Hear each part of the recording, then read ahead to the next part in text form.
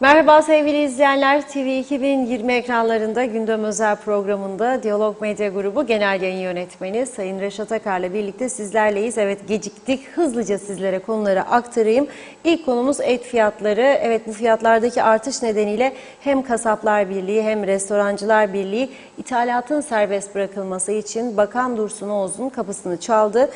Oğuz her iki örgüte de ithalat konusunda umut verdi. İkinci olarak Kıptekin Aksa'ya olan milyarlık borcu meclis kararıyla devlet borcu olarak kabul edildi. Peki bu borç nasıl ödenecek? Ve son olarak da yıl sonuna yaklaşırken Maliye Bakanlığı'nın 8,5 milyon euro ve buna ek olarak 12 milyon dolar daha borçlanmaya çıkması büyük ilgi uyandırdı. CTP Genel Başkanı Tufan Erürman nedenini sordu. Biz de detaylarını konuşacağız. Hepsi ve daha fazlasıyla sizlerleyiz. Reşat Bey merhaba. Merhabalar Funda Hanım. Herkese hayırlı günler dileyelim ve hemen başlayalım. Tabii gündemde birçok sorun var ama beslenme de en önemli sorunlardan birisi. Mesela sabahleyin burada Funda Hanım'ın konuğu vardı. Orhan Bey, diyetisyen. Böyle kahkaha atarak, gülerek ne güzel de anlatıyor konuları. Ben de dinliyorum. Diyor ki ama lazım diyor insan haftada bir et yesin diyor. Şimdi doğru da haftada bir et. En düşük sayı ailelerde evli çocuklu 4 kişi değilim ortalama. 4 kişi. 1 kilo et ancak. Bu da ne eder? 300'den alırsa 4 hafta 1200 lira. 250'den alırsa 1000 lira. Asgari ücretliyse de 8000 çık 1000 kaldı 7000. Ev kirası yoksa bile elektrik var, su var, belediye vergisi var. Araba mutlaka her evde var. Benzin var, ruhsat var, sigorta var. Arada bir tamirci var. Ehliyet parası var. Günde çocuklara kahvaltı, öğlen yemeği, akşam yemeği. Dolayısıyla et tüketimi gerçekten dar ve sabit gelirli aileler için zorlaştı. Ete ulaşmak zorlaştı. Bu ülkenin en büyük özelliği kebap meselesi. Fakiri, fukarası her hafta bir mangal yakardı. Biraz varlığı iyi olanlar haftada 3 gece, 4 gece. Haftada 3 gece, 4 gece meyhaneye gidenler kesin zaten. Şiş de gelecek, şeftali de gelecek, pirzola da gelecek, köfte de gelecek. Kemik de gelecek. Gelecek babam gelecek. Onun için ne oldu? Et fiyatlarındaki yükseliş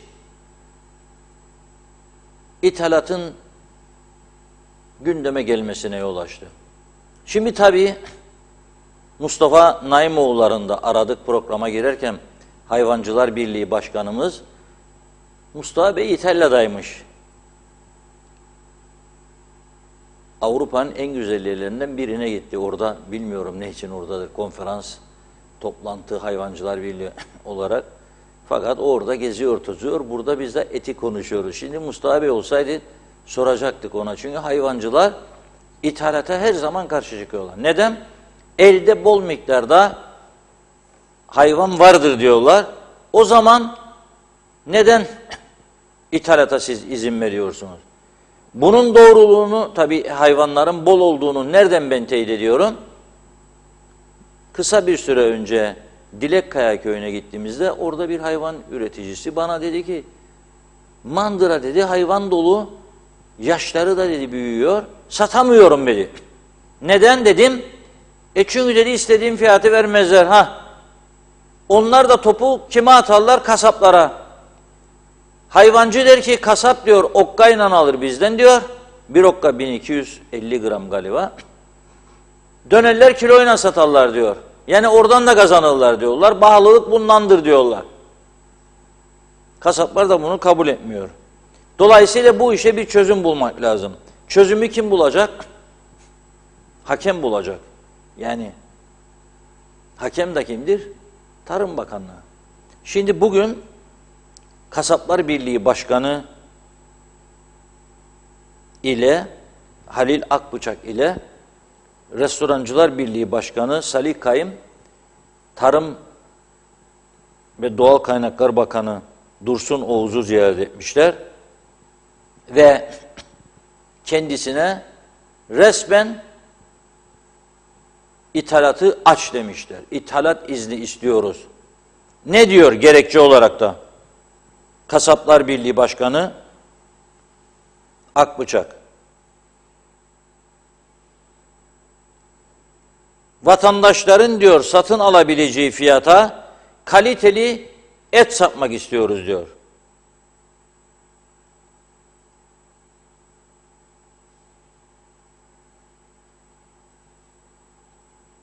Ve iddiası şu, ülkede hayvan sayısı azaldı diyor. Hayvan sayısının azalmasıyla birlikte fiyatlar yükseldi. Bu da diyor doğal olarak diyor vatandaşa yansıdı. Onun için diyor son günlerde sadece diyor %50-60'a varan oranlarda diyor bir fiyat farkı oluştu diyor. Dolayısıyla bundan dolayı da güneyden kaçak et gelmeye başladı diyor Akbıçak. Bu güneyden kaçak et gelmesi diyor hem diyor sağlıksızdır hem de haksız bir rekabettir diyor. Dolayısıyla izin verin bize diyor getirelim. Hayvan Üreticileri ve Yetiştiricileri Birliği tarafından fiyat artışları konusunda kendilerine yapılan suçlamaların da haksız olduğunu söylüyor ve Mustafa Naimoğulları'nı eleştiriyor bu konuda Hayvancılar Birliği Başkanı. Ama dediğim gibi Mustafa Bey giderken telefonunu da burada eşine bırakmış diye şu anda cevap verebilecek durumda değil. İtalya'dan döndüğü zaman onu da programımıza bağlarız, konuşuruz bakalım ne diyecek. Restorancılar Birliği Başkanı Salih Kayım da diyor ki biz diyor kasaplarla aynı gemideyiz. Onlar bizim en büyük ham maddemizi sağlıyorlar. Her gün, her hafta etiket değiştirmekten, menü değiştirmekten bıktık usandık diyor. Et fiyatı ve tavuk fiyatı yükseldikçe onlar da fiyatları değiştiriyor diyor. Özellikle kırmızı et ürünleri alınamaz duruma geldi diyor. Ve biz dolayısıyla diyor Kasaplar Birliği'nin ithalat konusundaki eylemine destek verdik diyor. Her ikisi de Tarım Bakanı'ndan söz aldıklarını söylüyor. Tarım Bakanı demiş ki yarın Bakanlar Kurulu var. Yarın Bakanlar Kurulu'nda bu konuyu görüşüp karar alacağız diyor. Perşembe günü de size bunu duyuracağım diyor. Ama karar ithalatın serbest bırakılması yönünde mi? Yoksa farklı yönde mi? Ona tam net girmiyor bakanın açıklaması. Ama her iki kişi de yani Kasaplar Birliği ve Restorancılar Birliği başkanları diyor ki bakanla diyor son derece yararlı bir görüşme yaptık. Bizi diyor anlayışla dinledi ve konuyu yarın Bakanlar Kurulu'na götüreceğini söyledi. Bakanlar Kurulu bakalım ne tür bir karar alacak. Ama bir tarafta da bir iddia var. Programa girerken gördüm. Kısa ve öz açıklamalarıyla tanınan Galavacı'nın eski muhtarı Ömer Meraklı şöyle diyor. Üretici bağırıyor. Mandıralar, ağıllar, kuzu, oğlak, dana dolu. Ama diyor ne arayan var, ne soran, ne de denetleyen. Bir tarafta da bu iddia var. Dediğim gibi ben kısa bir süre önce bizzat hayvan üreticisi bir kişiden duyduğum bu. Bir başka hayvan üreticisi, o da muhtar aynı zamanda, o da artık bu iş bizi kurtarmıyor yani bu fiyatlara bile diyerek elindeki hayvanların büyük kısmını sattığını ve artık bu işi yapmayacağını söylemişti. Şimdi burada işte anlaşılmayan bir durum. Küçük bir ülkedeyiz. Hayvancı başka bir şey söyler, kasap başka bir şey söyler. Tabii et kullananlar, lokantacılar, restorancılar başka bir şey söyler. O yüzden bu konuyu artık bir sonuca ulaştırmak lazım. Eğer bu ülke Avrupa yolunda ilerliyorsa, hedef oysa et ithalatını serbest bırakmaktan başka çareleri yoktur. Ama et ithalatını serbest bırakın derken yerli üreticiyi de aslanın ağzına koyun, yok edin demek doğru bir yaklaşım değildir. Çünkü o sektör yok olsun, bu sektör yok olsun, üretim ne olacak? O zaman da halimiz duman olur. Üreticiyi bir şekilde desteklemek lazım. Yerli üreticiyi desteklersiniz, ithalatı da serbest bırakırsınız. Zaten fiyat farkı ortaya çıkar. Yerli ürün daha ucuz olur, ithalat daha pahalı olur. Ama siz destek verirseniz et fiyatlarının aşağı inmesi lazım.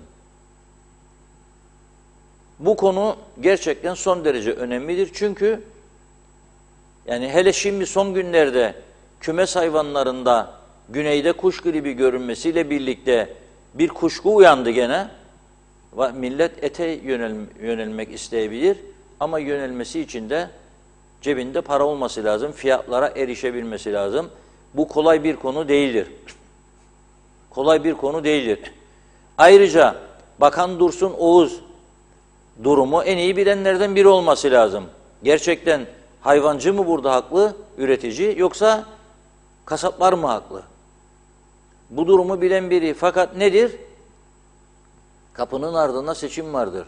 Bakanlar Kurulu yarın et ithalinin serbest bırakılması konusunda üreticiyi karşısına alarak bir karar alabilir mi? Kolay bir iş değil bana göre. Tabii öteki taraftan da ne düşünebilir?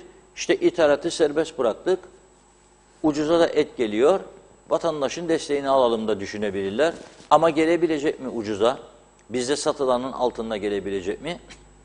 Bunlara bakmak lazım. Benim gördüğüm Güney Kıbrıs'ta 6,5 ile 8 euro arasıdır yerli dana etinin, kıymanın kilosu. Ben 1 euroyu son 10 günden beri 20 ile çarparım.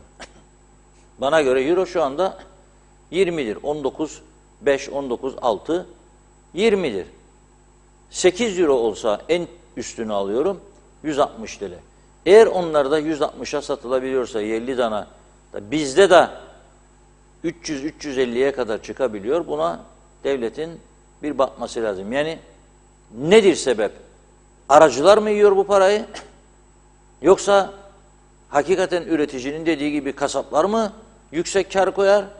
Yoksa kasapların dediği gibi hayvancılar mı yüksek kar ister? Buna bir bakması lazım. Yemlerdeki fiyat değişikliği son zamanlarda. Toprak ürünlerinin bu konuda hayvancıya ne tür yardımlar sağladı veya kooperatif levazımın, bunların hepsine bugüne kadar zaten bakılması lazımdı. Ama benim gördüğüm bir gerçek var. Dar ve sabit gelirli insanlar artık et yiyemez durumdadır. Balığı zaten hiç söylemiyorum. Balık çok daha korkunç bir durum. 300-400 lira kilosu balık alacak. Da eve götürecek.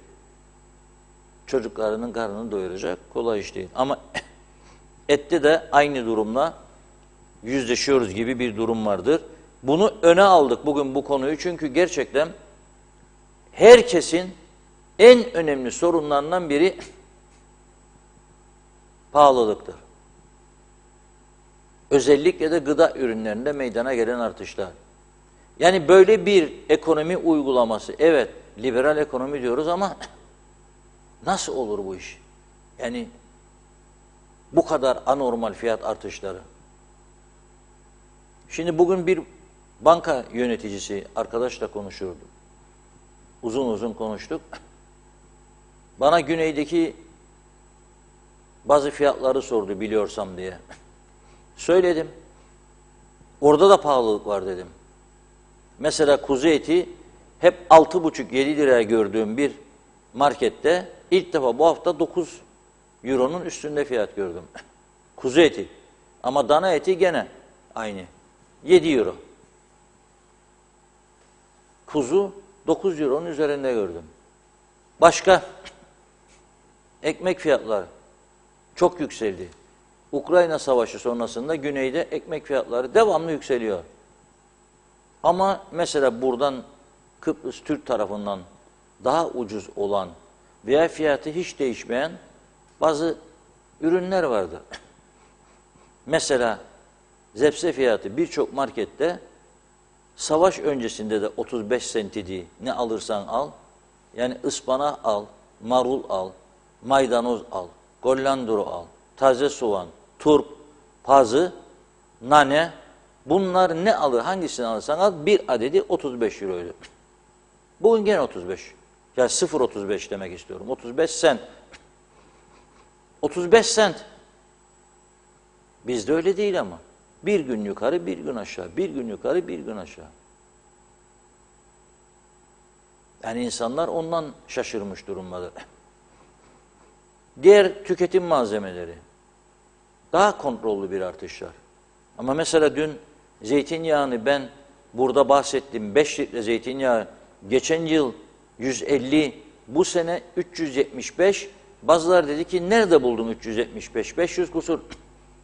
Ben bunu dün üreticilerin söylediğini aktardım sadece burada. Fabrika çıkışı 375. Fabrika çıkışı 375 aldığında onu şişeleyecek, satacak. O zaman 500-550'ye gelecek bu iş. Şimdi 150 liradan 500'e dayanması zeytinyağının. Ondan sonra diyorlar ki işte sabahleyin yine diyetisyen arkadaş diyor ki ekmeğin üstüne dök diyor zeytinyağını. Ye. Kolay mı? Nasıl dökeceksin ekmeğin üstüne deneyeceksin? O da altın oldu. Siyah altın. Niçin diyor üreticiler? Üretim azaldı onun için. Yani biz bir şekilde üretimden koptukça, zeytin ağaçlarını azalttıkça, harnup ağaçlarını azalttıkça bileceğiz ki yerli ürün bu ülkede yükselecek. İthalat da olduğu zaman dıştan gelenle rekabet edemeyecek bir duruma gelecek. O zaman bu insanlar ne iş yapacak? Ne tür işlerle uğraşacaklar? Soru işareti buradadır. Ne iş yapacaklar? Bunu da birilerinin bize anlatması lazım. Bugün gündemin en önemli maddesi et fiyatlarıdır. Bunu aktarayım. Bu arada tabii diğer ürünlerin de kontrollü olduğunu söyleyemem. Mesela su konusu. Bakın. Şimdi bir ilan dedim verildi tam sayfa. O ilanın arkasından TUTDER. TUTDER yeni bir oluşumdur, ekonomik oluşum. Genellikle ithalatçıların olduğu ama diyor ki aramızda sanayici de var diyor bugünkü ilanında. Ve biraz da bizim araştırmacı gazeteciliğimizi öne çıkarıyorlar bu ilanda. Teşekkür ediyorum onlara. Ben dün de söyledim, daha önce de söyledim, şimdi bir kez daha söylüyorum. Yerli üretime karşı değiliz. Yerli üretimin desteklenmesinden yanayız. Ama yerli üretimi desteklerken ben sağlık koşullarına uyulması koşuluyla diyorum. Ve burada Sağlık Bakanlığı'nı, Temel Sağlık Hizmetleri Dairesi'ni daha çok ve daha sık denetim yapmaya davet ediyorum. Eğer sağlık koşulları açısından, sağlık açısından bir sorun varsa üretilen suda, ta ki o sorun ortadan kalksın, ne yapacaksın? Üretimini durduracaksın. Arkadaş, dost, partili, marteli hiç önemli değil. O da kendisini toparlayacak ve düzeltecek. Tabii Sanayi Odası bunu karşı çıktı bu TUTDER'in açıklamana. Döndü o açıklama yaptı. Eleştirdi bu arkadaşları. Bunlar da diyor ki sen geceden sabaha ithal suya nasıl %500 fon koyarsın? Bu arkadaş diyor. Geceden sabaha ithal ettikleri ülkede Türkiye. İthal ettikleri ülkede Türkiye. Sonra da bir taraftan da derler Türkiye Kıbrıs'a ihracatı dövizden kaldırdı, Türk lirasına çevirdi, ucuzluk olacak. Hani nerede? Sizin zihniyetinizde yoktur zaten böyle bir şey. Ne kadar fon varsa, ne kadar vergi varsa hepsini kaldırmaları lazım. Batsın mı yerli, yok batmasın. Ama buna da bir standart getirmek lazım. Bu şekilde de olmaz. %500 zam gece yatıp sabah uyandığında kendi kafalarına göre, kendi düşüncelerine göre böyle bir hareket yapmaları kabul edilebilir değil. Türkiye'den özellikle ithal edilen ürünlerde kaldıracaksın vergileri. Sıfır vergi. Bak o zaman piyasa kendi dengesini nasıl bulacak ve nasıl ucuzluk gelecek? Ha gelmezse o zaman artık burada tamamen ticari disiplin, ahlak bitmiş demektir. O zaman da bilecekler ki diğer tarafa kayacak insanlar. Çünkü diğer tarafta yerli kaynak suyu, doğal kaynak, onlarda var, bizde yoktur. Yani bizde Trodos yoktur. Doğal kaynak suyu var onlarda. 3 ya 4 markadır hepsi. Üretilen, göze batan, izinli. Doğal sudur. Kaynak suyu. Neyseydi savaş öncesi Ukrayna'da plastik ham madde artmadı mı, onlarda da arttı. Nasıl oldu da fiyat aynı? Adam karından feragat etmeye başladı demek ki. Karı minimum seviyeye indirdi. Halk suyu içsin diyor. 2.20 idi 6 tane 1,5 litrelik koli, 2.20'dir. Hatta kampanyalı marketlere gittiğinizde 2 liradır. 6 tane 1,5 litre koliden bahsediyorum. Meraklı olduğum için bakıyorum, ilgileniyorum gittiğimde güneye. Onun için buna da bir atıfta bulunmak istedim. Su konusu hayati bir konudur. Bunu ciddiyetle ele almaları lazım. Yani herkes yeni saha arayabilir kendine ama 28 tane kaynak olmayan yerde su firması benim aklımda her zaman bir soru işaretidir. Ama KKTC'yi yönetenler sağ olsunlar her şeyi hatır, ahbap, dost, rüşvet işine getirdikleri için maalesef bunlar olur. Buyurun Funda Hanım. Evet, vakitlice Başlayalım o zaman mesajlara. Çok çok teşekkür ediyoruz. Osman Bey'le iyi akşamlar diledi. Şenay Hilmi de Londra'dan selamlar. Aylin Kızıl'da, Ergüt Yahat'ta, Erdal Yarkın'da çok teşekkür ediyoruz. Adem Şakacı da Çorlu'dan yazıyor. Murat Ulu Bey çok önemli demiş bu haber. 3 aydır Özdemir Berova'nın ukdesinde olan Sağlık Komitesi sınavı geçen 6 genç doktora kadro açıp hastanede kadrolu çalışmalarına yardımcı olmuyorlar. Öneri yazı sunuldu. Sağlık Bakanlığı'nda bir beyin cerrahı, Lefkoşa'da Girne dahiliye doktoru, yine Lefkoşa'da klinik şefliği, onkolojide bir doktor diye alınan kapılar arkasındaki cevap şu: seçim var olmaz diye. Halbuki bu olayın diyor seçimle alakası yok. Bu doktorlara ihtiyaç vardır. 2016'da da örneği bulunmaktadır. Öğrendiğimiz kendilerinin istediği sınavı geçemedi istediği kişiler. Ocak'ta tekrar sınav açmak için bekletiliyor. Vatandaşım bu doktorlardan 3 tanesi de gerçekten vatandaşımızı seviyor yazmış. Atilla Geçer de hayırlı yayınlar diledi. Şerife Turgay Derya'da, Celal Harun'da ve diyor ki Celal Bey, bazen hayat sizi karamsarlığa itse de aslında tek ihtiyacın sevdiklerinizin sana ışık ve doğru olan içten sözleri söylemesidir. Hayatına yeni renkler katmak için can dost arkadaşlarınızın ve sevdiklerinizin sözlerini iyi dinleyin. Ergün Yahat, güneyde 1 kilo kıyma 6 euro yaklaşık, kuzu eti de 8 euro az önce aldım demiş. Evet, Vedat Özkan, ithalat serbest bırakılırsa et ve market ürünleri çok düşer. Rekabet halkın çıkarınadır. Bizler bu konuda tecrübeliyiz. Doğan Falyalı, mangalı unuttu vatandaş ama işin tuhafı dünyada 8 milyar insan yaşar. Birinin diğeriyle ne huyu, ne aklı, ne düşündüğü, ne vicdanı birbirine benzemez. İspatıysa parmak izi diyor. Cahiliye devrinde hep o parmağı kullanarak nice servet ve mallar el değiştirdi. Durum bu, huzuru kalmadı dünyanın, hep yazar çizer o parmak iz taşır. Zafer Akbaş, Et ithaline hükümet izin verirse de fiyatlar düşmez diyor. Bunu domates ithalinde gördük. Olay şu ki hayvancı ya da kasap anlaşır, fiyatı belirler. Olay yine halka olur. Mehmet Şenler kolay gelsin demiş. Erkan Kaya sadece ette değil tabii ki problem. Süt, peynir, sebze, meyve. Bunlar için hükümetin kapısını çalalım diyor. Kalkalım gidelim tüketici çalsın demiş.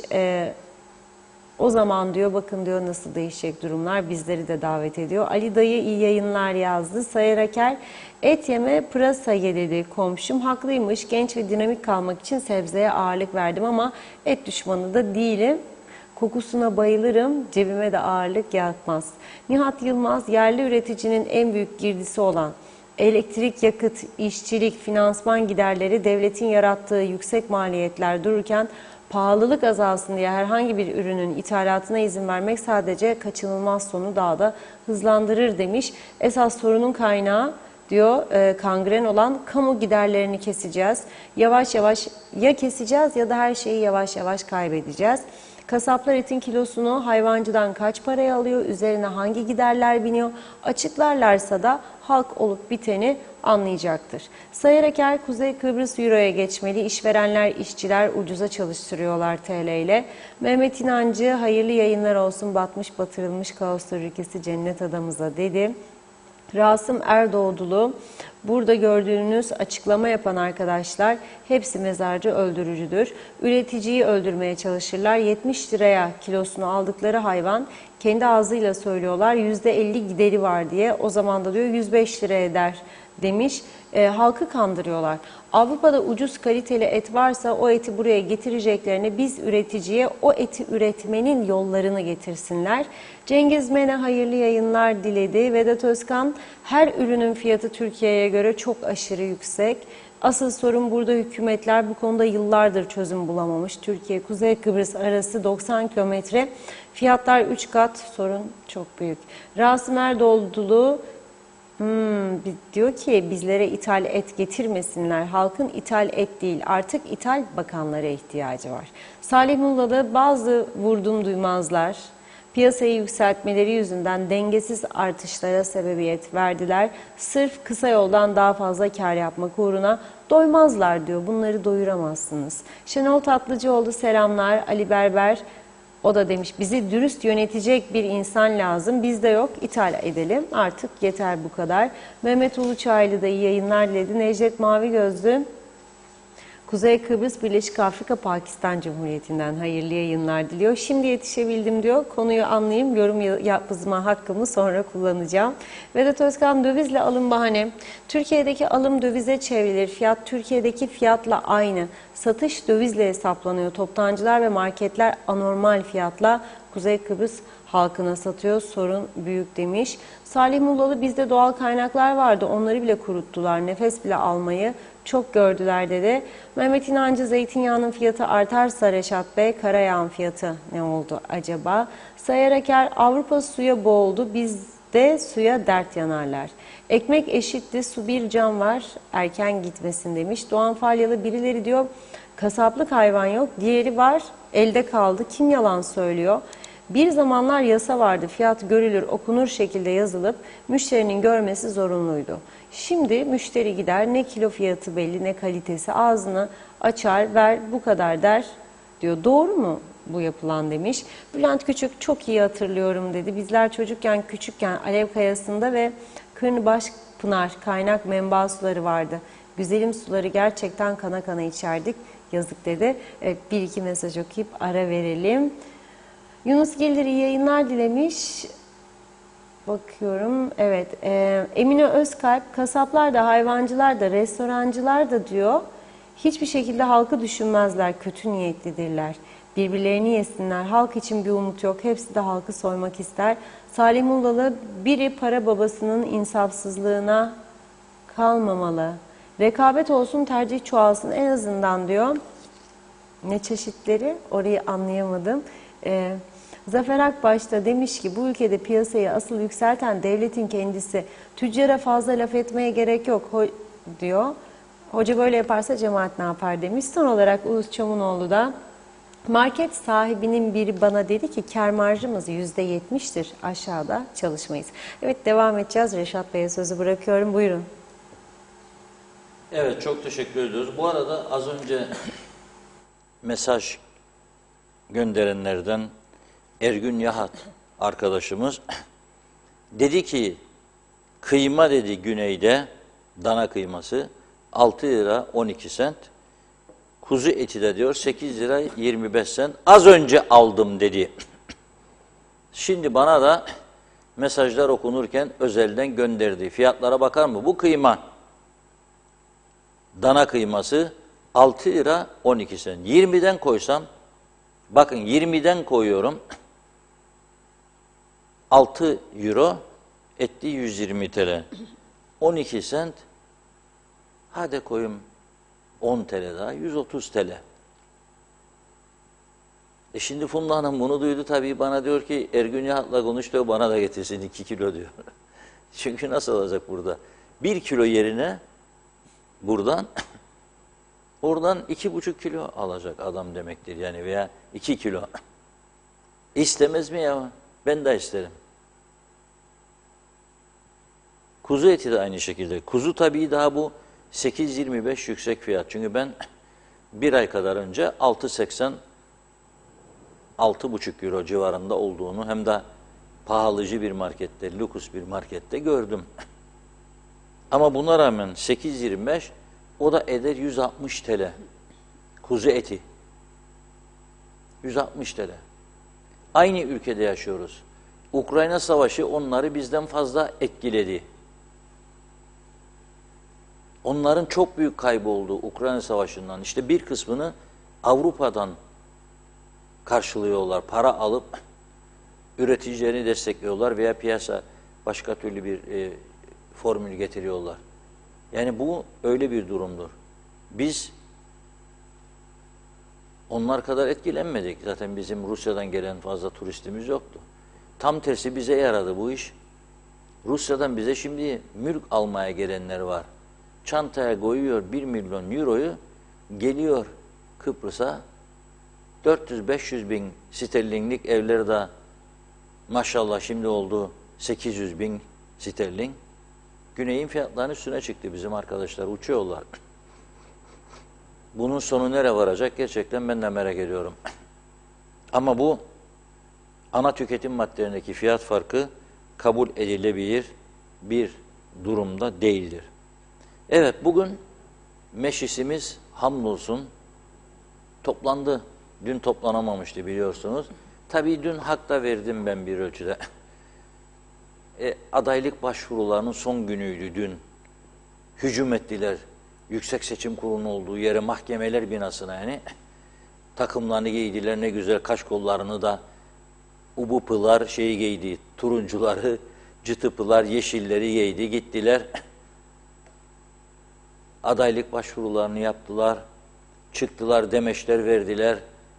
O demeçler müthiş bir şey. Herkes uçuyor bu aralar, uçuyor. Bu kadar sene yapılmayanları söylüyorlar bize. Bilmiyorum. Şimdi nereden kaynak buldular yahut da hangi projelere dayanarak bize onu yapacaklar, bunu yapacaklar bilemem. Ama gerçekten işte renkli görüntüler. Hemen hemen her sene yaşadığımız bir olay bu. Her sene bir seçim var Kıbrıs'ın kuzeyinde. Ekonomi aşağıya, pahalılık yukarıya, vatandaşın geçimi zorda, fakat siyaset aynı siyaset. Her sene seçim, her sene zafer beklentisi. Koştur babam koştur. Şimdi gene ortada, piyasada çok paraların döndüğü söyleniyor. Adam tavlama, oy toplama, merak etme yapacak edecek gibisinden bol vaat. Seçim bitsin, hele yasaklar kalksın, senin çocuğuna öyle böyle. Gidiyor bu iş. Güneyden bakanlar, ben dünya zaten bizimle ilgilenmez. Gerçekten yani inanıyorsa ki bizimle ilgilenen biri var, çok yanılırız. Yani Türkiye'de ilgilenmez bizim. Yani Türkiye dediğimde halk olarak ve medya olarak. Tabii ki anavatan Türkiye'nin yetkilileri Kıbrıs'ın sorunlarıyla ilgilenirler. O ayrı mesele. Ama Kıbrıslı Türkler ne yapar acaba? KKTC ne durumda? Hiç burayla ilgilenen biri yok. Kimsenin de umurunda değil. Ama Rumlar yakın olduğu için bizim gazeteleri de okuyorlar. Ne yapıyorlar? Bizim gazeteleri okuyanlar ve bizim programlarımızı izleyenler.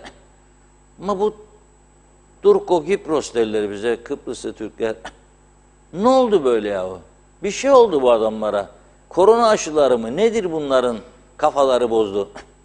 Her sene seçim, her sene seçim, her sene seçim. Bitmedi, tükenmedi. Yani olacak bir şey değildir bu. Ama maalesef oluyor. Oluyor. Bakalım ne olacak? Şimdi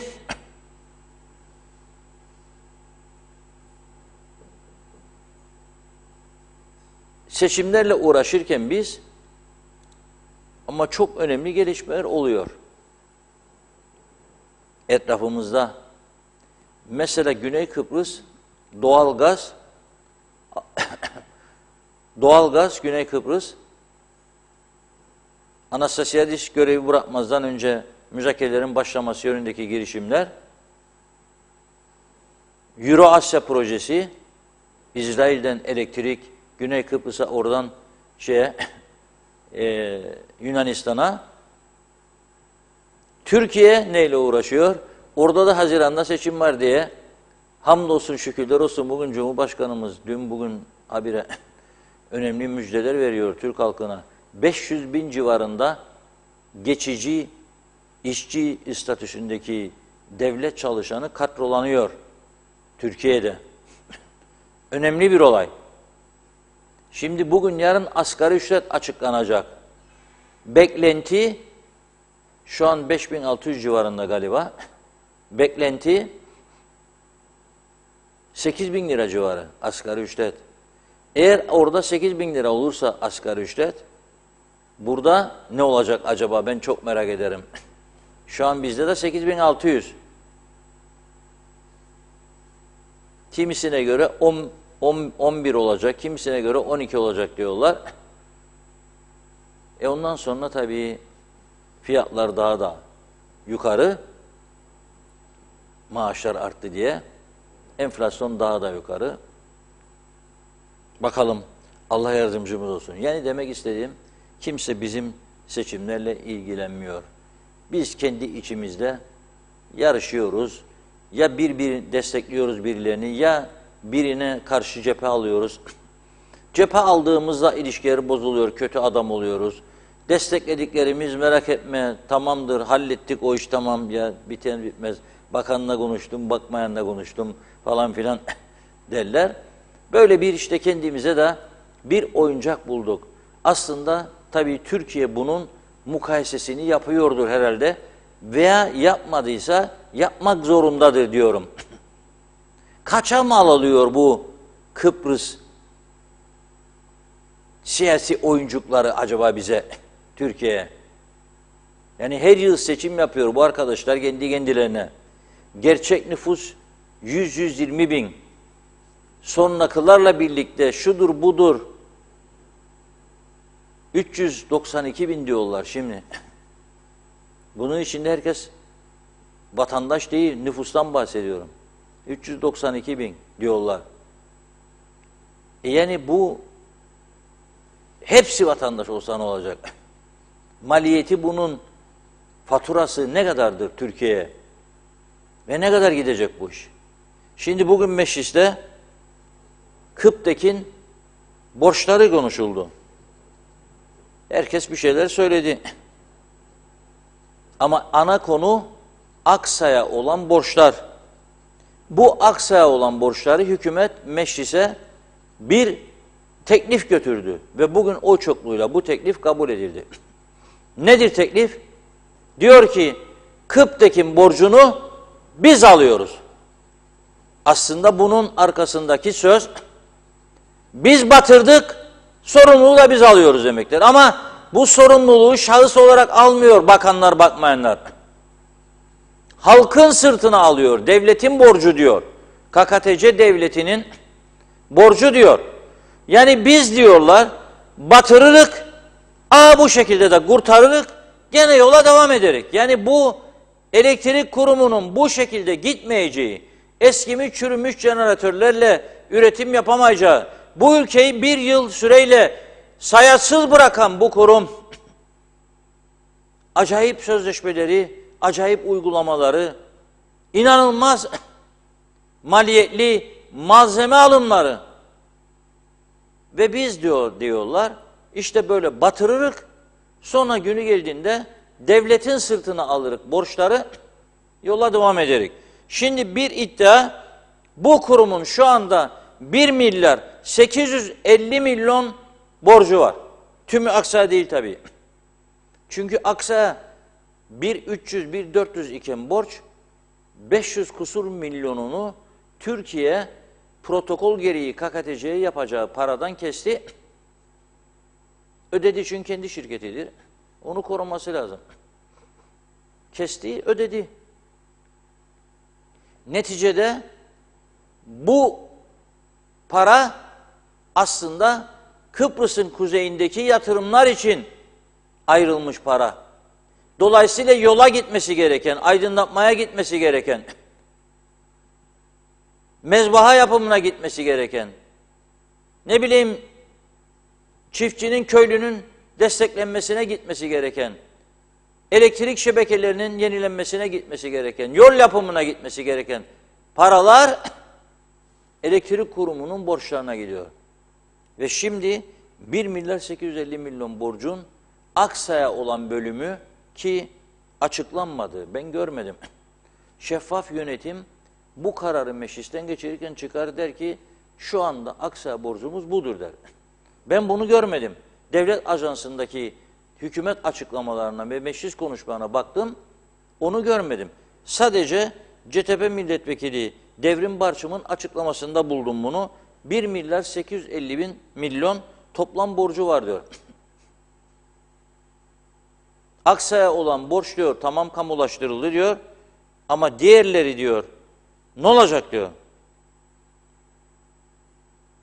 Ve bir de Aksa'ya olan borçlar geciktirildiği için faizler işleniyor üstüne diyor. Ama ne kadardır gerçek borç? Faiz ne kadardır? Piyasaya kim neredir bu borç? Ne kadardır? Hiçbirimiz bilmiyoruz bunu. Ve enteresan bir durum. Yani KKTC hükümeti artık milyonlarla oynuyor gibi geliyor bana. Ve daha da önemlisi, şimdi seçim yasakları var ama borçlanmalara, yani devletin borçlanma girişimlerine yasak yok. Demek ki sordular Yüksek Seçim Kurulu'na ve o çerçevede konuşuyorlar. 8,5 milyon euro, 12 milyon da dolar cinsinden yeni bir borçlanmaya çıkmış KKTC devleti. 8,5 milyon euro, 12 milyon da dolar. Bu para ne içindir? Bunu sordu bugün mecliste CTP Genel Başkanı Tufan Erhürman, Maliye Bakanı'na. Ama biz programa girinceye kadar cevabının gelmediğini gördüm ben.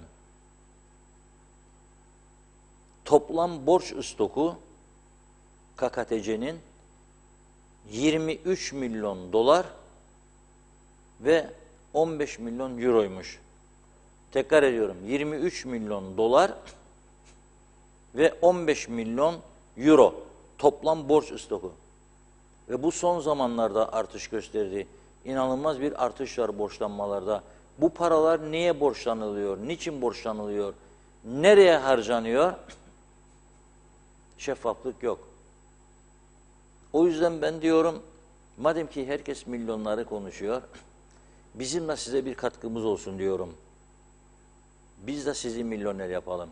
Böyle bir kampanya başlattık. Bilmem farkında mısınız? Diyalog Gazetesi'nde 3-4 günden beridir veriyoruz böyle sürmanşette. Ne diyoruz? Diyalog okulları milyoner olacak. Nasıl milyoner olacakmış? Arkadaşlarımız güzel reklamlarımızdan bir tanesini getiriyor ekrana. İzleyelim birlikte.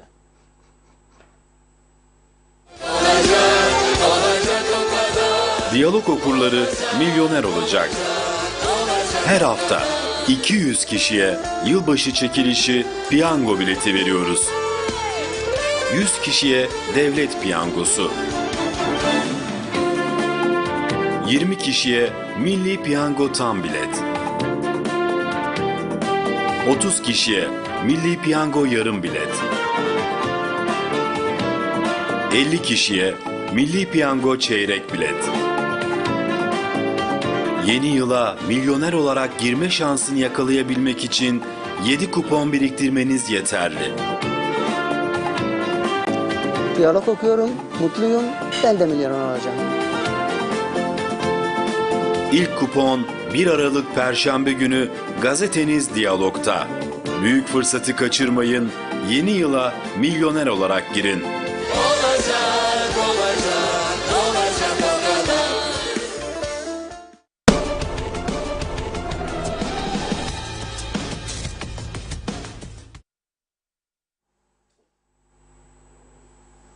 Evet, izledik değil mi? Daha farklı insanlar da var. Herkes milyoner olacak. İnşallah olurlar.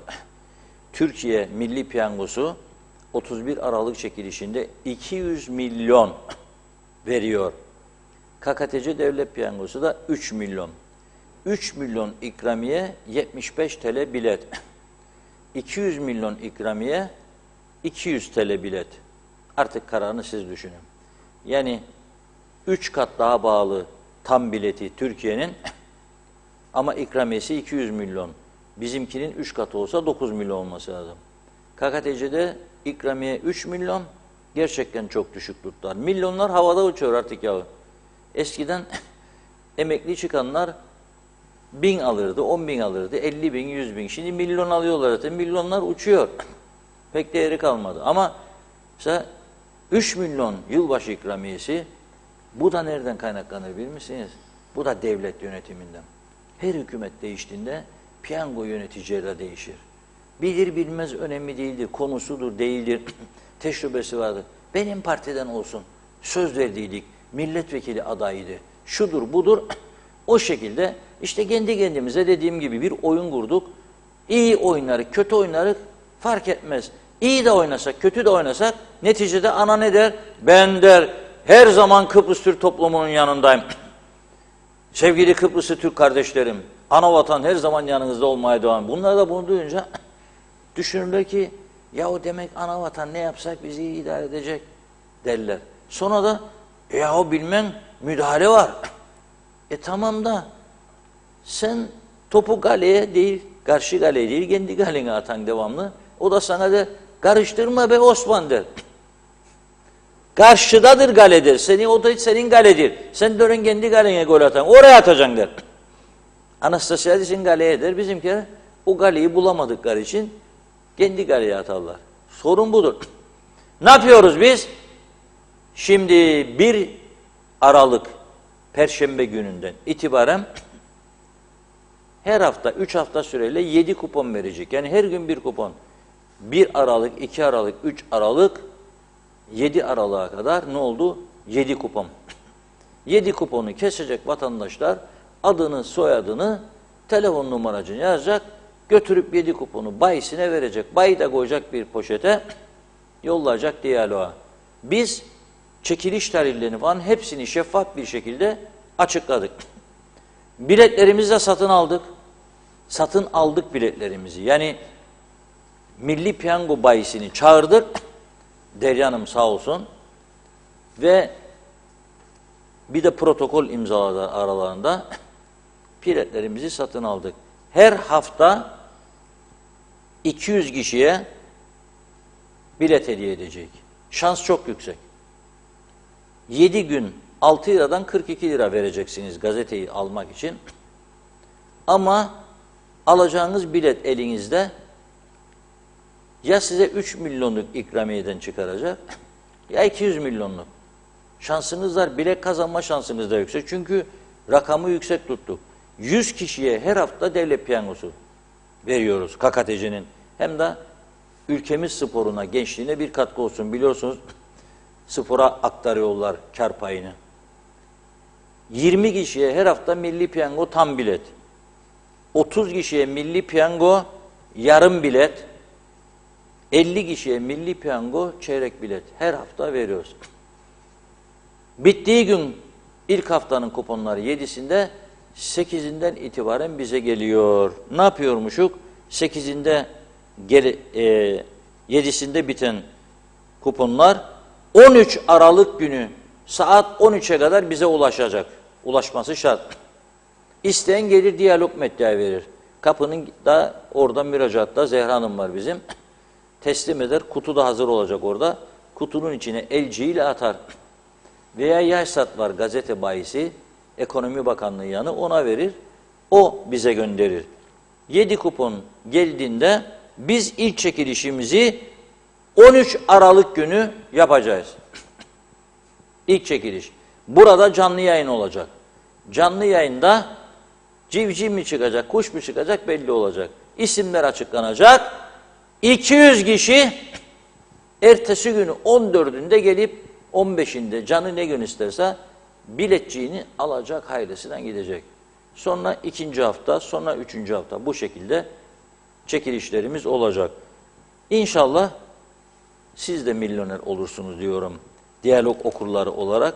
Çünkü biz kazandığımızı paylaşmayı seven insanlarız. Yani kazanıyorsak bir şeyler ufak tefek de olsa neyse kazandığımız halkla paylaşalım bunu diyoruz. Herkes milyoner olsun diyoruz. Evet, propaganda yapmıyorum. Anlatmaya çalışıyorum. Çünkü okuyunca bazen soru işaretleri var. Telefonda arayanlar, soranlar arkadaşlarımızı. Dedim ki bu işi bana bırakın. Anlatmaya çalışacağım. Biraz kabiliyetli olduğumu düşünüyorum dedim. Sanırım anlaşıldı. Bir başka reklamı gelsin hadi o zaman onu da izleyelim. Bir tane de farklı bir reklam gelsin.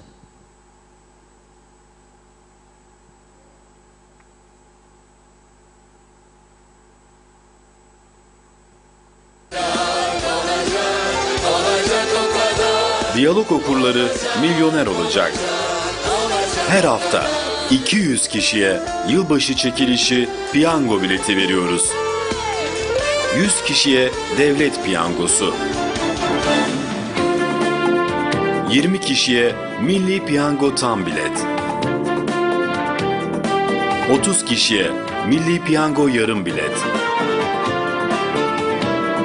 50 kişiye milli piyango çeyrek bilet. Yeni yıla milyoner olarak girme şansını yakalayabilmek için 7 kupon biriktirmeniz yeterli. Ben de milyoner olacağım çünkü diyalog okuyorum. İlk kupon 1 Aralık Perşembe günü gazeteniz Diyalog'ta. Büyük fırsatı kaçırmayın, yeni yıla milyoner olarak girin.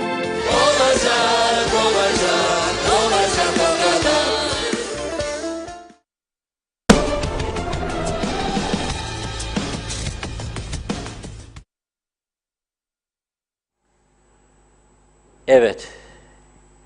Herkes milyoner olsun. Ne kadar güzel olur. Buyurun Funda Hanım. Evet, bu arada bir telefon bağlantımız var. Kasaplar Birliği Başkanı Sayın Halil Akbıçak hattımızda. Halil Bey merhaba, hoş geldiniz yayınımıza. Merhabalar, iyi yayınlar diliyorum. İnşallah dediğiniz gibi herkes milyoner olur. Evet, çok iyi. Siz de diyalog okursunuz herhalde değil mi Halil Bey? Tabii ki okurum. Evet, çok Tabii. Tabii ki okurum. Evet. Evet. Şimdi değerli izleyiciler, Halil Akbıçak Bey az önce programın başında okuduğum Kasaplar Birliği Başkanı ithalat konusunda bir girişim yaptılar. Bugün Halil Bey bağlanmak istedi. Arkadaşlarımız iletti. Buyursun bağlansın dedim. Evet Halil Bey, neden istiyorsunuz bu ithalatı? Gerçekten et fiyatları Abi şimdi, size pahalı mı geliyor yani? Evet. Abi şu anda orada boş kalan bazı şeyler vardır. Ben onları da doldurmak istedim bu arada. Tabii ki evet şu anda et fiyatları ciddi şekilde yükseldi ve vatandaş maalesef bu eti alamıyor. Yani özellikle asgari ücretli işte çalışan işçiler vesaire yani bunlar ete ulaşmakta çok ciddi sıkıntılar yaşıyorlar ve Gerçekten de biz buna çok üzülüyoruz.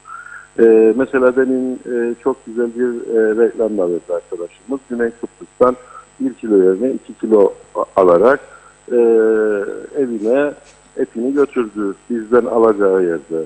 Şimdi abi burada biz kasaplar olarak böyle bir şey olmasını ister miyiz? Kendi elimizle müşterimizi Güney Kıbrıs'a gönderelim. Ve dükkanlarımız şu anda inanamayacağınız şekilde müşteriden yoksun bir şekilde hayvan kesemeyecek bir pozisyona geldik. Biz hiç ister miyiz böyle bir şey olsun? Kendi ayağımıza kendi kurşunumuzu sıkar mıyız? Doğru. Dolayısıyla bakınız biz burada şu anda Güney Kıbrıs'tan o kadar çok kaçak bir et geliyor ki tonlarca bireysel alışverişleri biz geçtik. Vatandaşın gidip oradan gidebilen vatandaşın gidip oradan et alması artık normal bir hale geldi. Ama tonlarca et de kaçak yollardan ve sağlıksız bir şekilde geliyor. Bu küçümsenemeyecek bir rakam değildir ve bunu kimse de inkar edemez. Yakalananlar belli zaten. Bunlar zaten yakalananlar küçük yakalananlar. Bizim istediğimiz Reşat abi burada bu ithal et geldiği zaman hayvancımız batacak, bitecek. Da bu kaçak et geldiği zaman hala daha ayakta durur. Yani bunu bir irdelemek lazım. Bizim istediğimiz bu kaçak etin yerine ithalatın açılması, herkesin bundan faydalanması, giden de gidemeyen de kasaplardaki bu haksız rekabetin ortadan kalkması ve sağlıklı ortamlarda bu etin gelip vatandaşa ulaşabilmesidir. Başka bir derdimiz yok Reşat abi bizim. Evet. Biz gene üretici ne dedik? Mesela bugün onlar hep es geçildi böyle. Biz dedik ki kota konulsun. Bir üreticiden 2 tane hayvan kesersek 1 tane getirme hakkımız olsun. Bu da kaçağın yerini alsın. Ve vatandaş şu an tercih hakkını sunalım. Yani bunda bir kötülük var mıdır sizce? Lütfen bana söyleyiniz ya.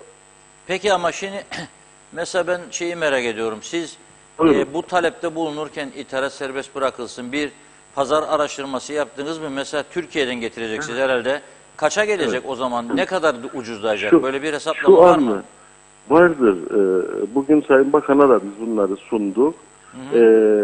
Türkiye'de şu anda kaliteli tosun etinin karkas fiyatı KKTC'ye gümrüğüyle Toprak Ürünleri Kurumu'na 1 TL katkı payıyla gümrüğü ödenmiş bir şekilde taze olarak gelmesi 110 TL. Ne kadardı? 110 TL karkas. 110 TL. Ha. Kemikli. Kaliteli ve güzel bir et. Yani bu angus dediğimiz... Bu 110 TL dana yani şey dediniz tosun eti anladım. Tosun eti. Evet 110 TL'ye mal olacak. Aynen öyle. Şu anda Kuzey Kıbrıs'taki karkas dana etinin fiyatı 170 TL.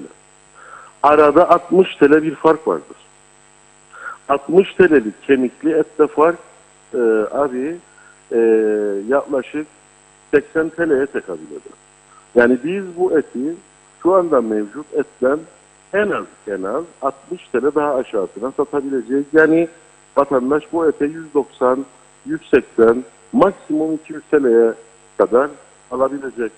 Zaten Güney Kıbrıs'taki kaliteli, düzgün erkek dana yerli etleri de demeyecekler belirttiğimiz gibi 9-9,5 euro civarlarındadır. Yani 200 TL'lere yakın aradaki 5-10 lira fark kimseyi rencide etmez.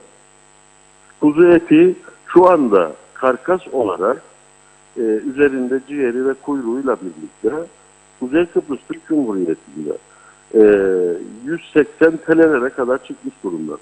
Maliyet olarak. Yana girişi. Türkiye'de 92 TL. 92 TL. 92 TL. Oradan 92'ye getirebilirsiniz yani. 92'ye oradan alınışı vardır Reşat abi bu etin. İşte tır parasıdır, gümrüğüdür, toprak ürünlerine verilecek olan 1 TL'lik fonla maksimum gelebilecek rakam yine 120 TL. Yine 60 lira aşağısına biz bu eti vatandaşımıza yani 180 gibi 170 gibi bir fiyata satabileceğiz ve tercih hakkı sunacağız kendilerine. Ama bu arada gene söylüyorum. Üreticimizden alıp kestiğimiz zaman ve bir hak edişimiz olacak.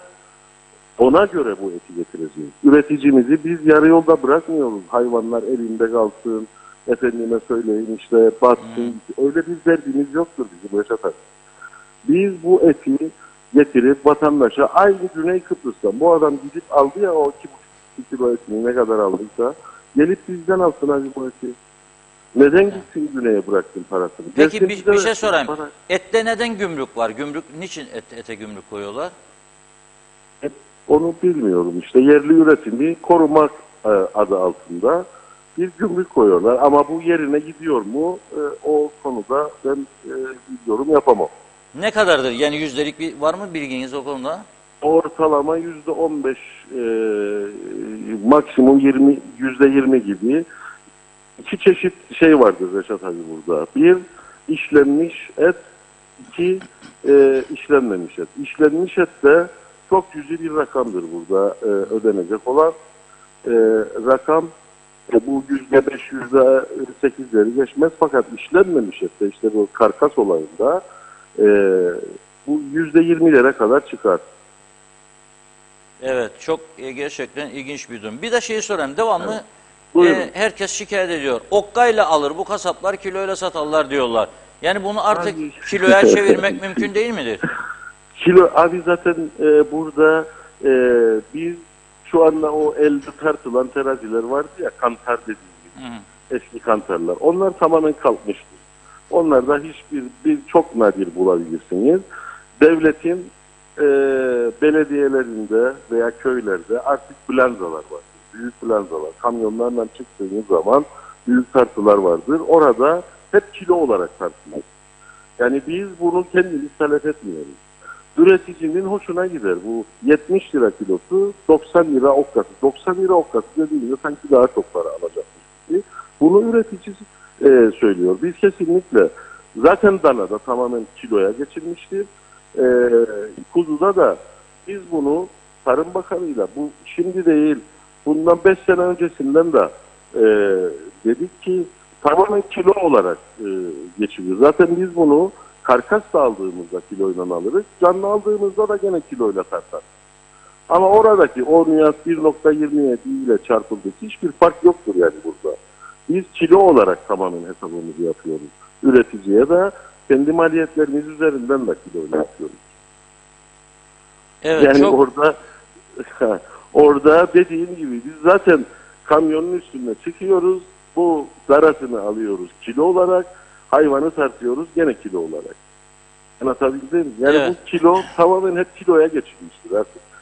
Hayvancının maalesef bazı hayvancılarımız böyle provokasyon yapar gibi çıkıyorlar. İşte 60 liraya alır 350 liraya satar. Böyle bir şey yoktur abi.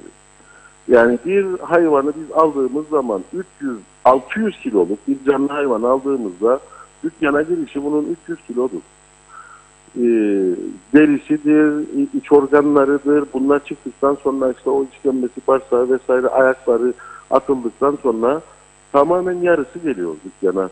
Dönüyoruz biz de bunu %20-22 civarlarında kemik vardı. Kemiksiz satılıyor çünkü dana et. %20-22'de kemiğini sıyırıp atıyoruz üzerinden. Maliyet öyle çıkar.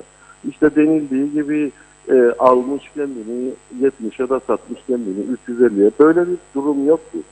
Bu tamamen halkı yanıltmak için bazı hayvancıların, hepsi söylemiyorum bunu. Ve şu anda bakınız bu fiyat yüksekliğinden rahatsız olan çok hayvancımız var. İşte 70 liraya geçmesin, işte ne bileyim danada 80 liraya geçilmesin, kuzuda 70 lira kilosunu geçilmesin, vatandaşın alabileceği bunları bazı hayvancılarımız da bilinçli olan hayvancılarımız da söylüyorlar. Zaten dediğim gibi size kaçakçılık fiyatlar bizde yükseldi sonra daha fazla artıyor o tarafa. Vatandaş daha fazla akın ediyor o tarafa. Burada hem devlet ciddi bir para kaybediyor. Bakınız bu bir yıl içerisinde Reşat abi bunu Ekonomi Bakanımızla beraber müsteşarı da beraber bir toplantımızda, geçen hafta içerisinde yaptığımız toplantıda devlet sadece bu gümrük vergisi dedik ya şimdi biraz önce, Evet, sadece evet. gümrük vergisinden yılda 200 milyon lira bir para kaybı vardır. Bu et ithali olmadığı için yani. Olmadığı için kaçak gelen etlerden dolayı. Neden bunu devlet alıp hayvancısına versin? Hayvancısını bir bu şekilde daha desteklesin. Burada yani yanlış bir şey varsa lütfen söyleyin siz de. Yani Yok. kaçakçılık ne kadar çok Evet, öyle bir şey geliyor yaptığınız anda insanlara. tabii doğrudur. Kaçakçılığa darbe vurmuş olacaksınız. Burada fiyatlar uygun olsa daha ucuza yiyecek insanlar.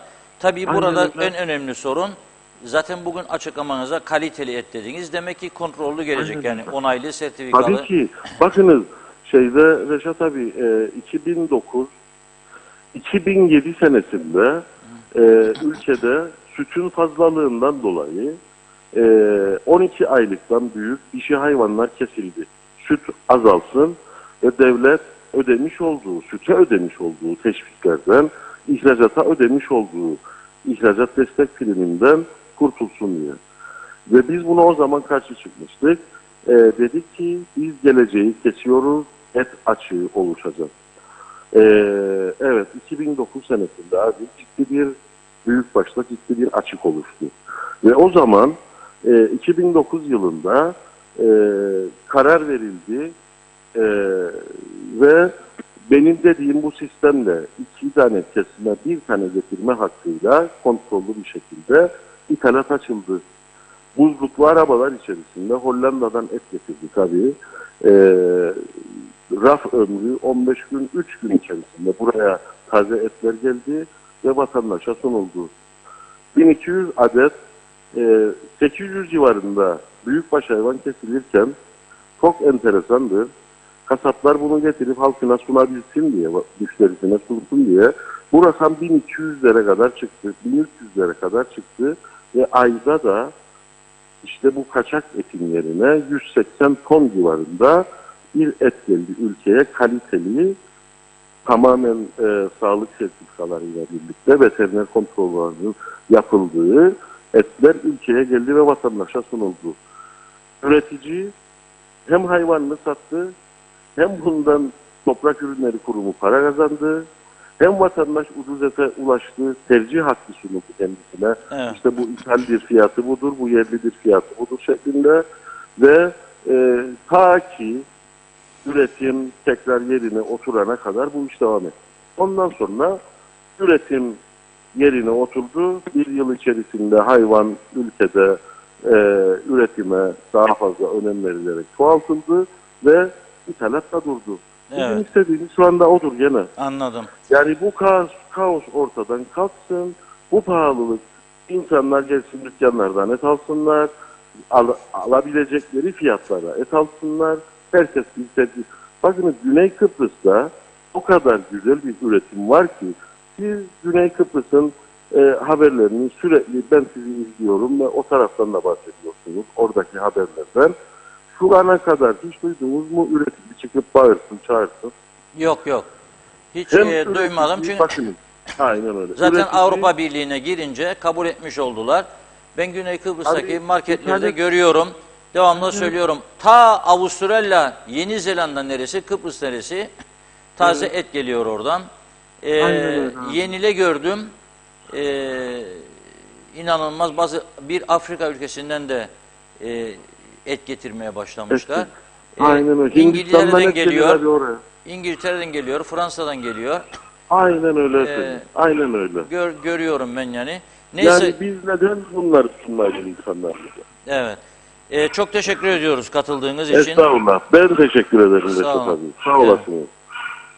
İyi akşamlar. İyi akşamlar. Evet değerli izleyiciler, yani bazı eksik bilgilerimiz vardı. Onları da tamamlamış olduk. Sayın Halil Akbıçak anlattı. Diyor ki, devlet et ithal etsen de Türkiye'den, hani ana vatan yavru vatan var ya meselesi, gümrük alır diyor. %15 ile 20 arasında. Buna rağmen diyor, alırsa diyor, ette ucuzluk olacak diyor Türkiye'den getirirsek. Mesela Türkiye'de diyor tosun eti KKTC'ye her şeyiyle diyor gümrüğü de ödenmiş haliyle 110 liraya mal olacak diyor kilosu. Herkes diyor 170 lira KKTC'de ise maliyeti 170 liradır diyor. Arada 60 lira bir fark var. Bu fark tüketici lehine değişecek diyor. Kuzu eti diyor 180'e kadar çıktı bizde karkas diyor. Karkas komple olduğu gibi Türkiye'de diyor 92 liradır. Bunun da diyor gümrüğü, nakliyesi, her şeyin maliyeti 120. O zaman 170 lira, 180 lira vatandaş eti yiyebilecek diyor Halil Bey. Bunu aktarıyorum ve bir son dakika haberi. Şok olacaksınız, şok. Yüksek Seçim Kurulu Başkanı Sayın Narin Şefik, Güzelyurt'ta diyor, tüm siyasi partiler cinsiyet kotasında hata yaptılar. Onun için belediye meclis üyeliği adaylıkları finito festa iptal ettim diyor. Kadın kotası var. O kadın kotasında tüm partiler hata yaptığı için belediye meclisi üyesi adaylıkları iptal edildi. Birçok bölgede sorun var. Böyle bir durumla diyor ilk defa karşılaşıyoruz diyor. Ve bir başka bilgi geldi.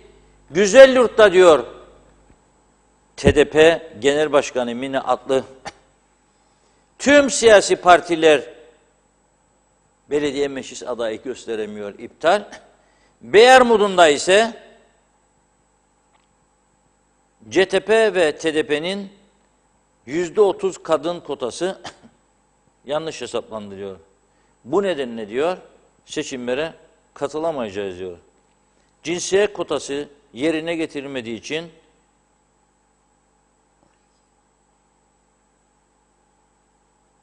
parti meclis üyesi seçilemeyecek diyor. Çok acı bir durum yaşıyoruz diyor. En karanlık günlerden birini geçiriyorum diyor parti başkanı olarak.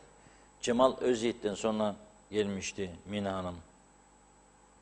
Genel seçimlerde olduğu gibi %30 kadın kotası uygulanmaktadır. 14 adayın 30'u ilçe tarafından 4.2 hesaplanınca ilçeler 4.2'yi matematik hesabı ile 4'e yuvarladı ve 14 kişilik listede 4 aday göstererek kota gereği ihtiyacı tamamlamadığını varsaydı.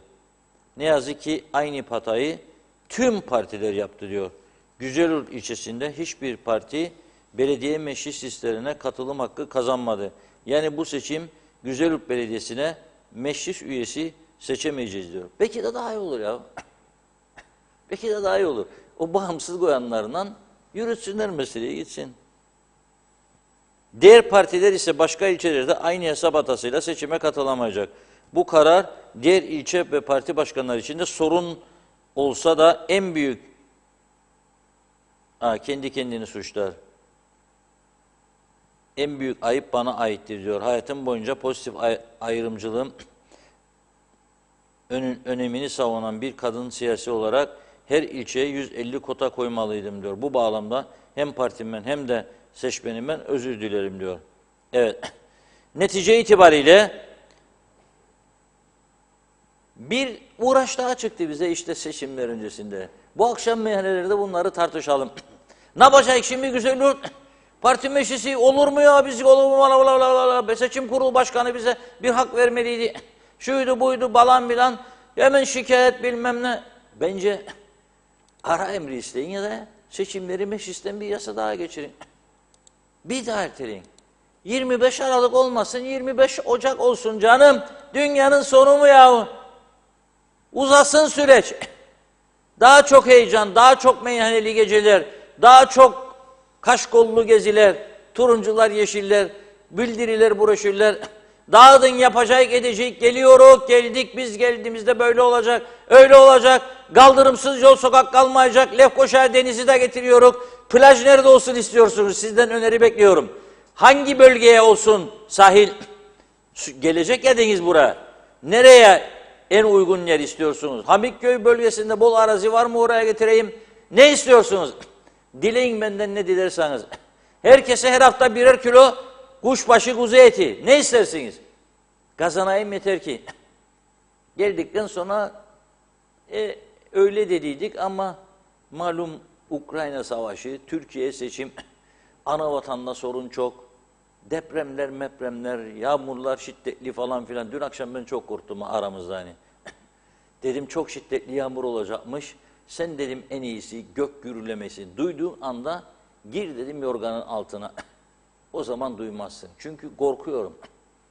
Biraz şiddetli yağış olursa gerçekten her bölgeden korkuyorum. Özellikle Girne Domotel civarı o sahil. Dağdan inecek su kapatmışlar yolunu. Belediye başkanı demiş, be ama aklın yoktur senin. Bekle demiş mesai sonrasında cumartesi pazar. Ben kapadım gözümü. Sen de kapat yolu gitmesin denize sana ne. Çok yağmur mu olur be Kıbrıs'ta?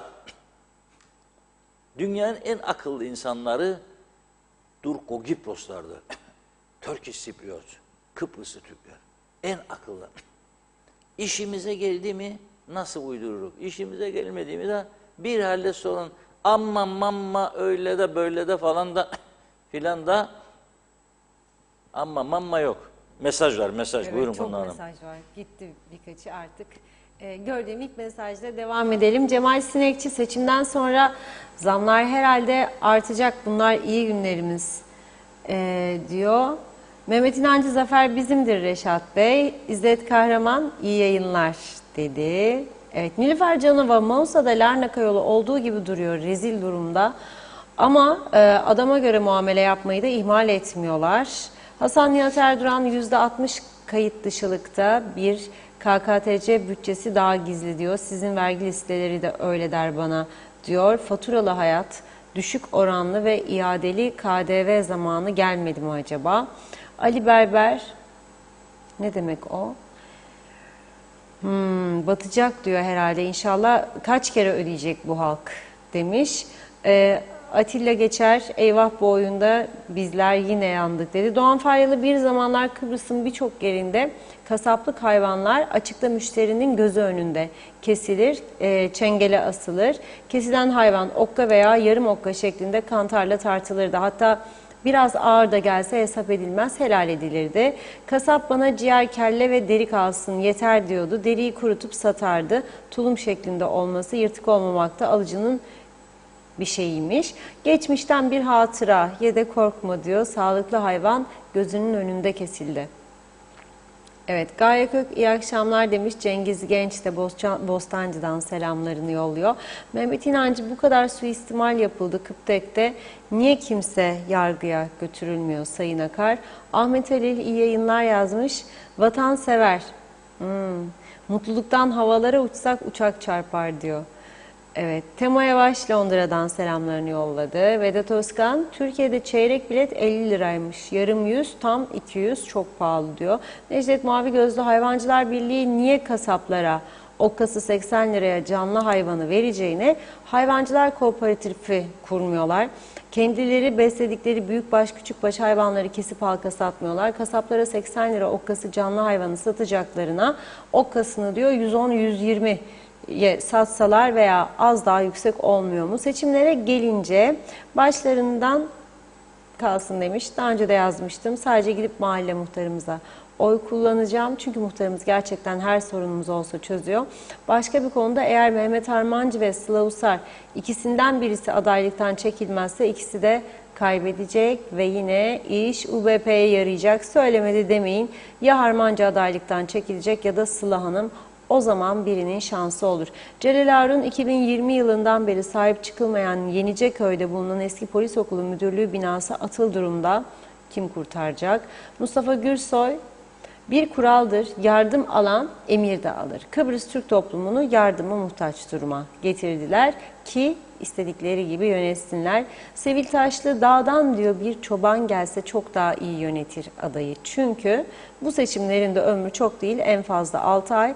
Tekrar başka seçim olacak ya da Türkiye'nin bir vilayeti olacak. Herkes görecek zaten, ipleri ellerine verdik, battıkça battık. Uzaylı gelse adayı kurtaramaz.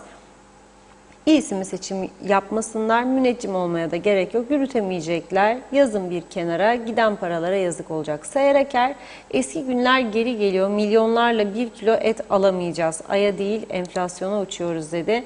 Erkan Kaya, galiba UBP için gıda fiyatları milli dava değil. Oysa yerel seçimler ne olursa olsun kazanmak milli dava diyorlar. Niyet belli değil mi demiş. Evet, Atilla Geçer Eskişehir'den diyor, gazeteye abone olalım. Oytun Andaş, Anavatan Türkiye Yüksek Seçim Kurulu ve heyetine şükran borçluyuz. Tepeden tırnağa vatandaşlara söz, seçme, seçilme hak ve hürriyet, laik düzeni günümüze kadar sağladıkları için hürriyet yarışı, yerel seçimler vatana millete uğurlu olsun inşallah. Hasan Nihat Erduran, halbuki Okka Arş'ın tarihi Türk birimleriydi. Niye değişti bilemem demiş. Cemal Sinekçi, Rum tarafı veya Türkiye başka mı yedirir diyor. Onları kurtarır da bizim tarafı kurtarmaz demiş. Atilla Geçer, oradaki 8 kardeşim için gazete almak istiyorum dedi. Hasan Nihat Erduran, Türkiye'de AB uyum yasalarını uygular, bilhassa gıdada ve başarılıdırlar diyor. Diğer mesajında da YSK süre verebilir demiş Hasan Bey herhalde. İsmet Ezel, bunlar ilkokul fasulye hesabı yapmadılar dedi. Ramazan Deniz, biz pastırmayı sucuğu yiyoruz bu fiyata, lakin sizde ücretler başka. İsmet Ezel, oh yaşasın siyasi partiler, ilkokula devam mı demek istediniz değil mi? Evet, doğru okudum inşallah. Evet, zaten diyor encümenleri de kesmez, ara emre alsınlar. Hasan Nihat Erduran, bu durum için 2 gün süre yeterli demiş. Metin Erdem, pazara kadar değil mezara kadar bu seçimler diyor. İsmet Sencer, harikasınız yazdı. Evet, Sevil Taşlı, Allah çekmedi şaşırttı işte, her şerde 1000 hayır ara diyor. Hala Akyollar'da iyi yayınlar dilemiş. Çok teşekkür ediyorum ayrıca Hala Hanım. Bakalım tamamlayacağız galiba. Hasan Nihat Erduran, 63 işgal ve istilası sürer. Biz ambargolu, ulaşımsız. Nasıl batmadı hala ben şaşarım diyor BM uyurken. Son olarak Necdet Mavigözlü de, çoban derken çobanları küçümsemeyelim. Öyle çoban var ki bizi idare edenleri sulu dereye götürüp susuz getirir diyor. Benden bugünlük bu kadar demiş. Yeniden buluşmak umuduyla devam edeceğiz. Evet, Reşat Bey buyurun. Evet, çok teşekkür ediyoruz. Şimdi bu arada da bir izleyicimiz bugün gitmiş bir marketten kıyma almış, gönderdi bana da. 280 lira kilosu diyor, dana kıyması. Biz diyor kazıklandık bugün diyor. Şimdi az önce de okudum. Bir iddia var. Eğer Türkiye'den ithalat olursa diyor Halil Akbucak, TOS'unun diyor KKTC'ye gümrüğü ödenmiş haliyle maliyeti 110 olur diyor. Hadi diyor bilemedin 170-180'e satılır bu diyor. Gerçekten arada korkunç fark var. Ve bu şimdi siyaset yine kızıştı ama olması lazım. Bakın yapacak bir şey yok. Şimdi desem gidin siz Girne Marina'yı adam edin. O diyecekler proje ister, plan ister, para ister, bilmem ne ister, beklesin. Desem ki gidin Girne 100.000 kişinin atıkları denize boşaldır. Bunu nasıl düzelteceksiniz? Arıtma tesisi kapasitesini genişledin, yeni bir tesis kurun var. Biz bilmeyiz ama para yok. Desem ki mesela Lefkoşa kanalizasyon bağlanmayın, %35-40'ı bağlayın. Gider Hasbolat'a. Altyapı hazır. Falan filan. Desem bir yeşil parkımız yok çocuklara. Bir park yapın bir yerde oynasınlar. Gene sorun. Kaldırım yok, o yok, bu yok. Aydınlatma benim değildir elektrik kurumu. Elektrik kurumunun değil bilmem ne bakanlığının. Herkes topu birbirine atar. Onun için ne kalır geriye?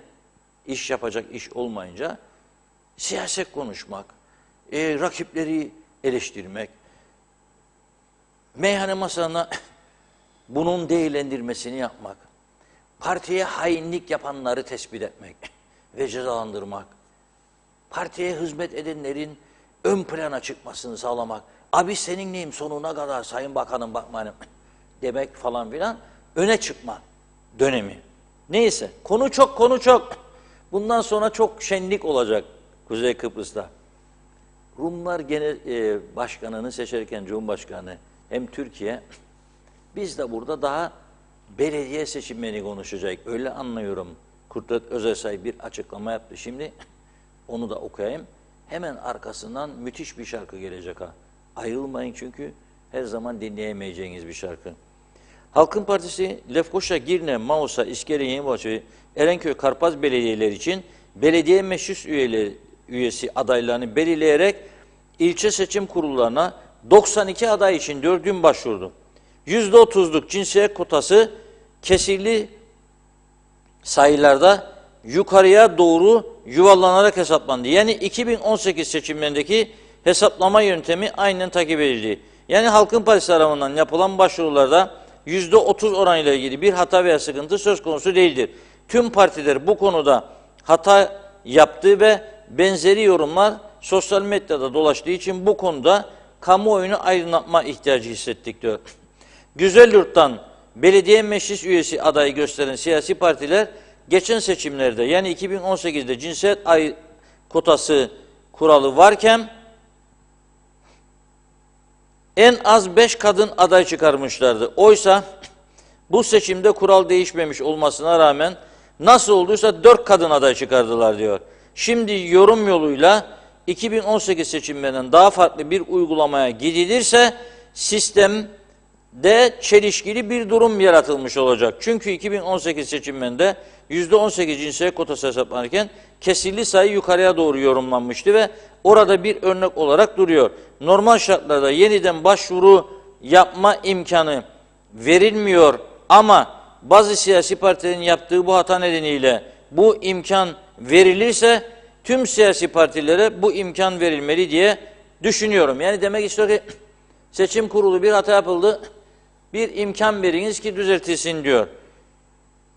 Eğer diyor bu imkan verilmezse diyor, yakında bir de belediye meclis üyelikleri için ara seçim gerekecek diyor. Yani bir seçim daha, bir seçim yasağı ve bir propaganda dönemi daha olacak.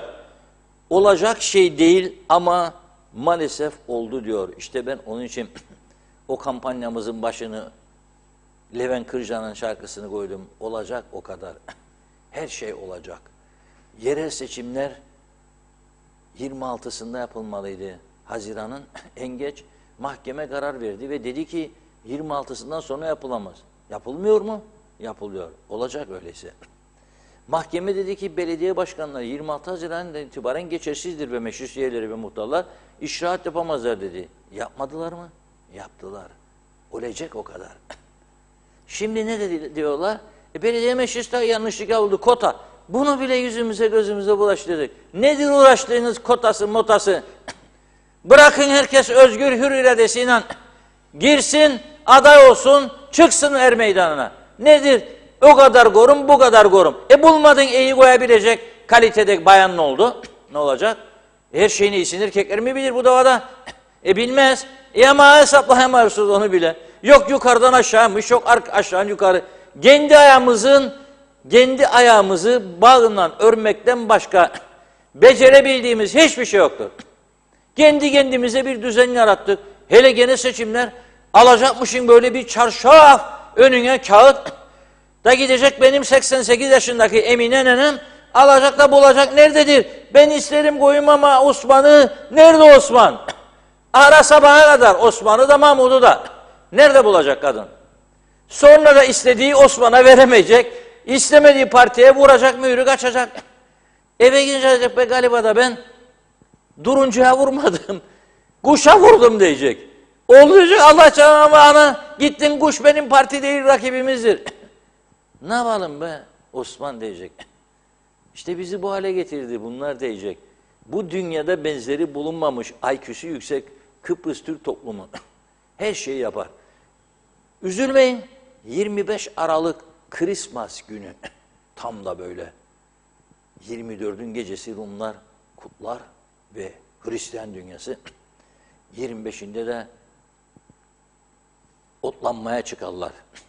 Mamurladıkları zaman tabii herkes 2 kasa bira içtiği için veya 4-5 şişe şarap öğlene doğru uyandıklarında adetmiş pikniğe giderler. Ama bizim gibi mangal koymazlar yani. Sandviç mandviç kollar giderler, yerler o adeti yerine getirirler. Biz de sandığa giderek onlar pikniğe giderken ne güzel. Seçim yasağı var, mangalda yakamayık. Saat 6'ya 7'ye kadar. Gece üşümeyen varsa da projektörü de var. Gitsin boğaza kursun mangalı. Neticeyi beklesin orada. Bitti bu. Ne yapacak? Belediye meclis üyesi olmadan belediye mi olur? Ne olacak? Ocak'ta, Şubat'ta, Mart'ta da bir belediye meclisi seçimi. Bu arada Haziran, Temmuz, Ağustos bir genel seçim erken hazırlanmak lazım. Bu arada tabii neler olacak? Komşuda, anada, dünyamızda göreceğiz. Haziran 2023 sonrasında. Düşmanlara inanmayın. Yok dolarmış olacakmış 30 lira 28. İzin vermez ana ona.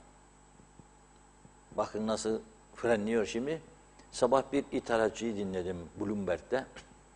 Dinlemez olaydım. Dedi ki 100 milyar dolar harcandı dedi.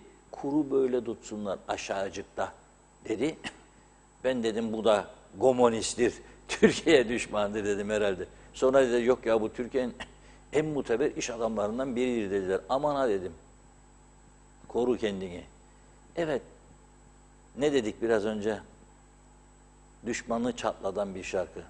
Dinleyelim. When there's nothing but a slow glowing dream that your fear seems to hide deep inside your mind. All alone I have cried silent tears full of pride in a world made of steel, made of stone.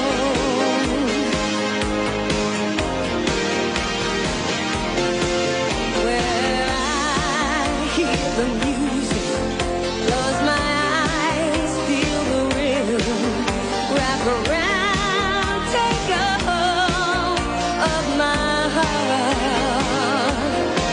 What a feeling.